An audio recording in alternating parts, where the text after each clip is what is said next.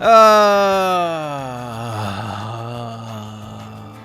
too loud. Hello everybody, welcome back to the James Lawrence Allcott channel. It's a video I don't want to make. I don't want to make a video about my problem with Jack Grealish. You know how much I love Jack Grealish, but he's gone to Man City, and I've got a problem with it.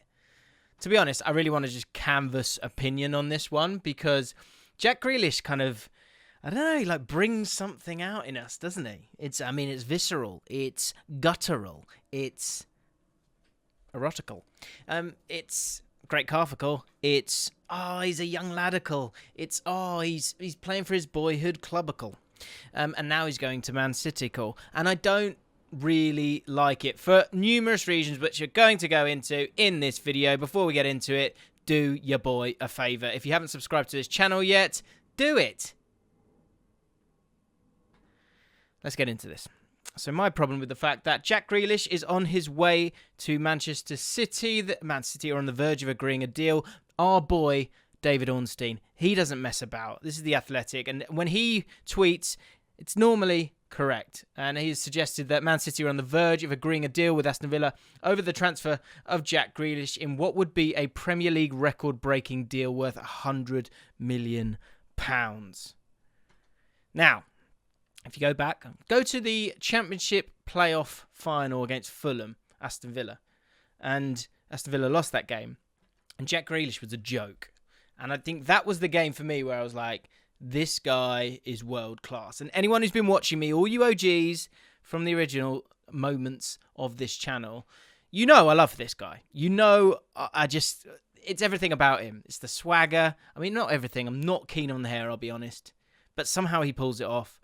It's the way he dribbles with the ball, the way he was able to sort of bring this Aston Villa team and club almost back from the dead, because they could hang their hat on him delivering for them time and again, both in terms of getting them out of the division and then in the Premier League, him, alone. Like Dean Smith and the way that he's played has been very clear that it's about Jack Grealish. And I think you even saw that last season in the fact that when he was injured, I mean, the form of the club fell off a cliff. And what's a problem and what's gutting, I think, and this is the question for all of you guys, is let me know what would you do?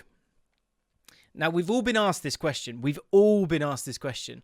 If you were at blah, blah, blah, whatever team, QPR, for example, with me, would you stay there if the big boys turned up?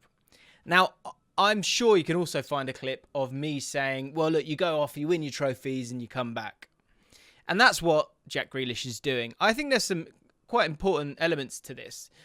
Like, in terms of Jack Grealish in the last year of his career, I think when he signs that 5-year deal, I think that's really smart on everyone's part. Because, first of all, it allows him to show that kind of he's ambitious alongside the club. You could wrap it up in something that's quite nice in terms of we're going to go for it here a little bit.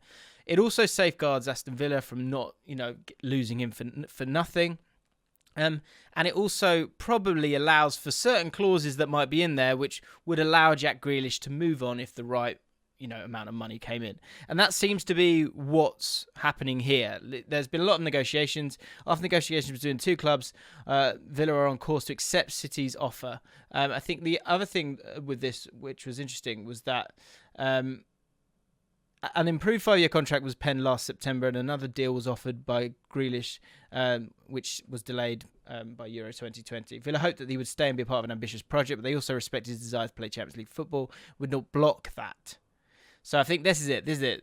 Similarly, Grealish was likely to put pen to paper on fresh terms unless City delivered what Villa wanted and ensured the transaction was handled in a cordial manner so he could exit in the best possible way, which I love that about him. I think that's great that was a desire in it. But this whole 5-year contract, I think it facilitated all of what was desired by both parties.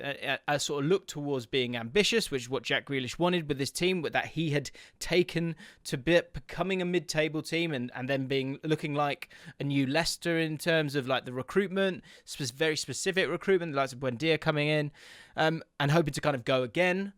But if that move comes, then he can take it.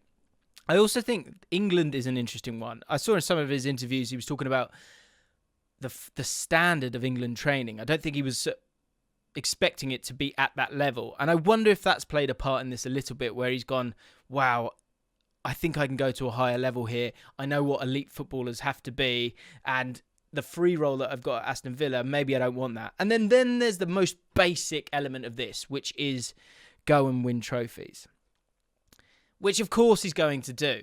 You know, there's a team that's had a 12-point gap last season, and it looks like they're going to strengthen with quite possibly the two best players outside of that squad. Up for debate, of course.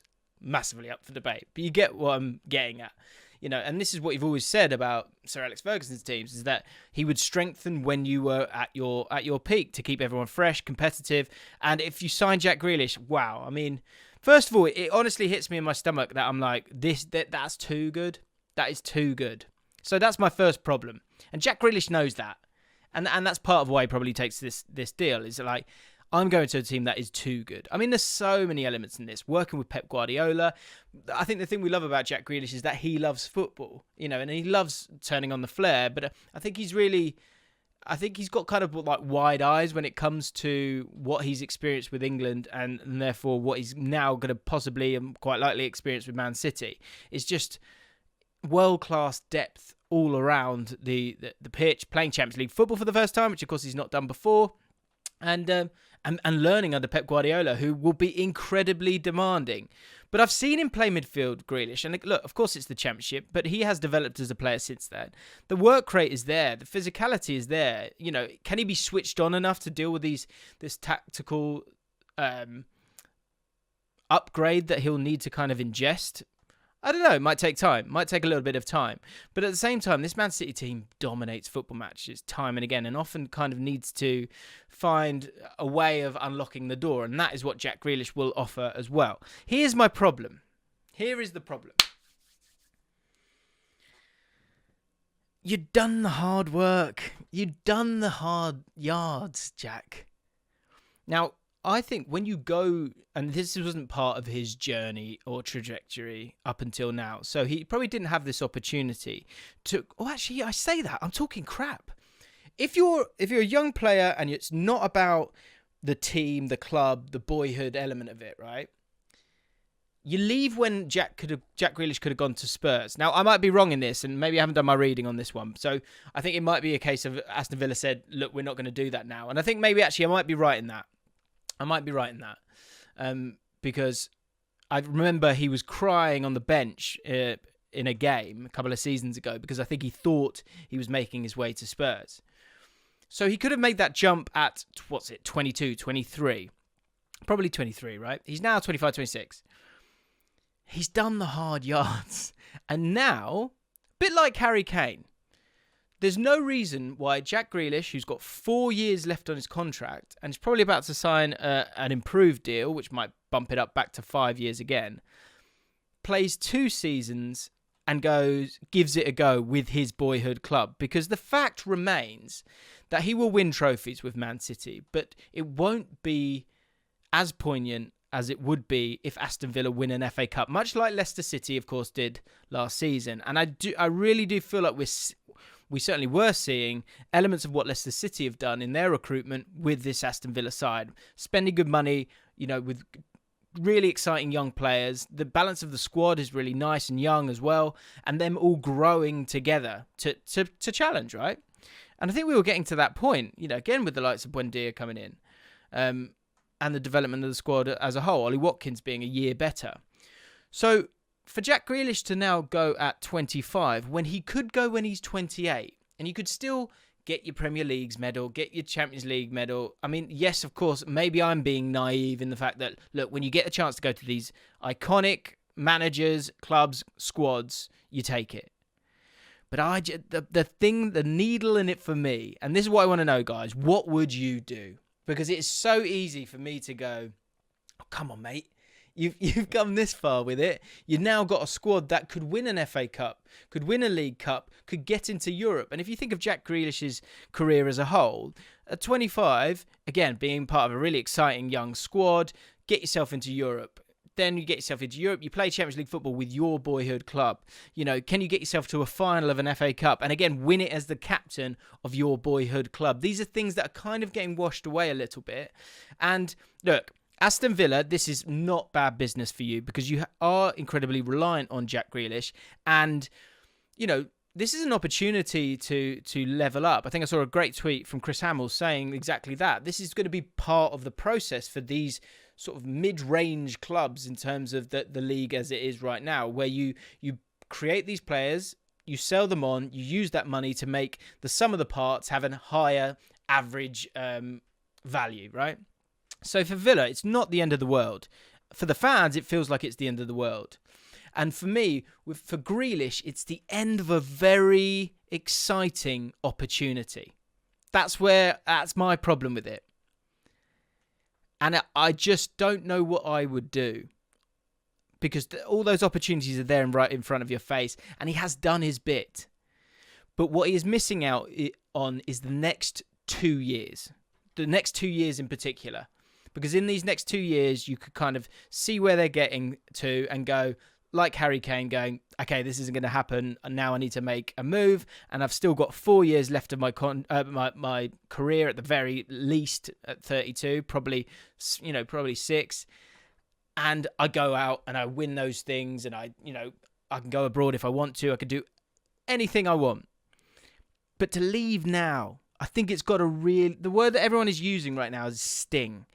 It stings. I think it stings both the competition for, the Premier League, because I think Man City are just looking pretty outrageous at this stage with someone like Jack Grealish coming in. He's probably going to play as an 8. I mean, could play as a left at different times. I mean, they're going to be so fluid, it doesn't really matter. But there could be a real, view for him to play as an 8, which I've seen him do it. He can do it. But it does sting, doesn't it? Doesn't it sting? What would you do? What would you do, guys? Let me know. And I think this is one of those ones where maybe it's the QPR fans going, oh, don't do this. And whereas, a fan of another club might just go, well, look, this is about winning trophies. It's about, being the best you can be. So I don't blame him for either of them. But my problem is that he's just he's done all the hard work. He could have moved on a lot earlier. He didn't need to sign that 5-year deal. And he could have gone last year if that's all it was about. If it was just about using Aston Villa as a bit of a lily pad. And of course, he's not that guy. And that's why we all love him. That's the other thing. Are we going to be able to love him as much when he's playing for Man City? Because I know that, when you're loving a guy who's the underdog, that's one thing. But when you're loving a guy who's the favourite, I think there can be that same appreciation. But he's not got that underdog spirit anymore. Because, of course, he's going to Man City. But so that's my problem. What do you think, guys? Let me know in the comments below. If you've enjoyed this video, really quick off-the-cuff video, then please do consider liking the video and, of course, subscribing to the channel. Thanks for watching, guys. I'll see you in the next one.